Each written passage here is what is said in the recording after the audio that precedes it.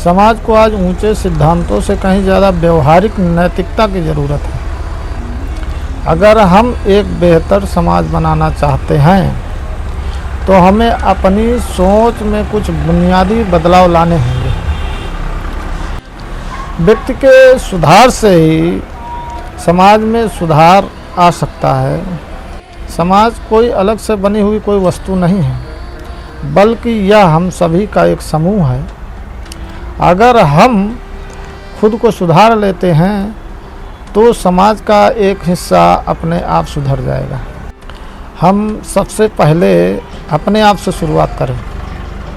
दूसरों की आलोचना करने से पहले अपनी आदतों पर गौर करें। ध्यान दें कि हम कैसे हैं और स्वयं की जिम्मेदारी क्या है। जब हर व्यक्ति अपनी नागरिकता यानी कि जिम्मेदारियों को निभाने में लगेगा तो व्यवस्था अपने आप ही बदल जाएगी।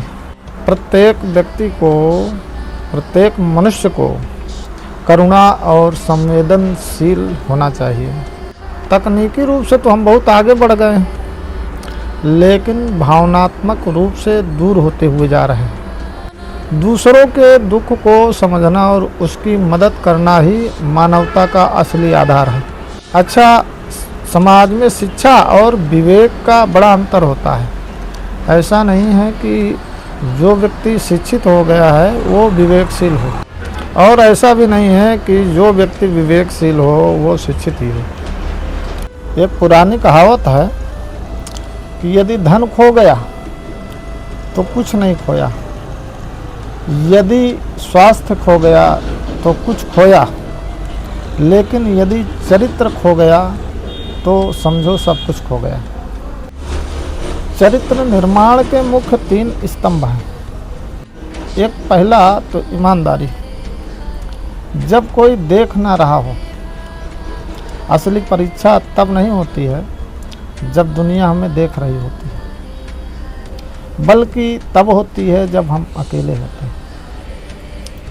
उदाहरण, लाल बत्ती पर रुकना, भले ही कोई पुलिस वाला ना हो, या किसी का गिरा हुआ बटुआ उसे लौटा देना, या स्व अनुशासन माने अपने अनुशासन से ही समाज को सुरक्षित बनाता है।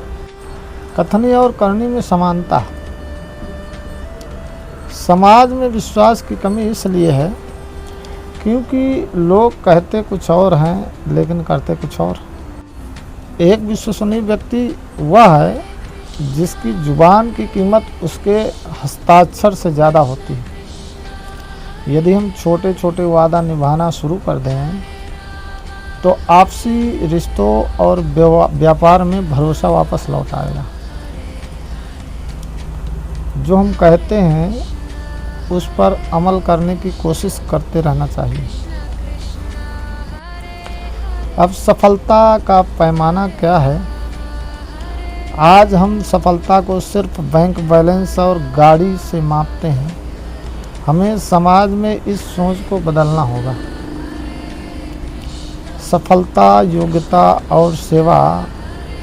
यदि आप डॉक्टर, इंजीनियर या व्यापारी हैं तो आपकी सफलता का एक हिस्सा समाज के उन लोगों के लिए इस्तेमाल करें जो पीछे रह गए हैं। एक छोटी सी कहानी आती है। एक बुजुर्ग व्यक्ति सड़क के किनारे आम का पौधा लगा रहे थे। एक राहगीर ने पूछा, बाबा आप इतने बूढ़े हैं, आप इस पेड़ के फल खा तो नहीं पाएंगे, फिर इतनी मेहनत क्यों कर रहे हैं? बुजुर्ग व्यक्ति ने मुस्कुराते हुए कहा, बेटा मैंने जिन पेड़ों के फल खाए हैं वो मेरे दादाजी ने लगाए थे। आज मैं जो लगा रहा हूँ उनके फल मेरी आने वाली पीढ़ियाँ खाएंगी। यही सामाजिक नैतिकता है। सिर्फ अपने बारे में न सोचकर पूरे समाज के भविष्य के बारे में सोचना, ये सच्ची नैतिकता है।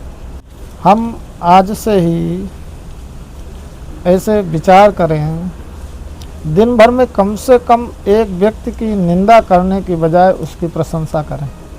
चाहे जिस क्षेत्र में ट्रैफिक हो या लाइन हो, अपनी बारी आने का इंतज़ार करें।